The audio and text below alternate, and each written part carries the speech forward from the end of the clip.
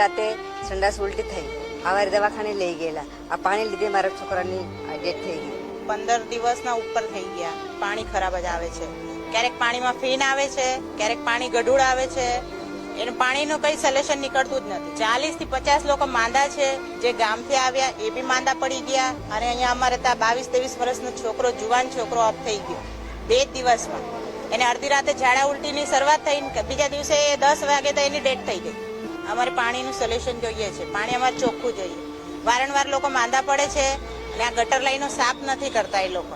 જ્યારે અમે ફરિયાદ નોંધી આવે છે, હા કરીને જલ્દી આવતા નથી.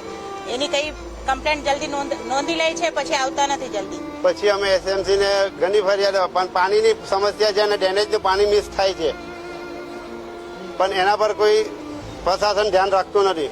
ફરિયાદ તો દવાખાના ફરીએ છે, એ લોકો આવીને ટીકરા આપી જાય છે, પાણીમાં નાખો ને આ ઓરિયલ પીવડાવો ને એ કરો.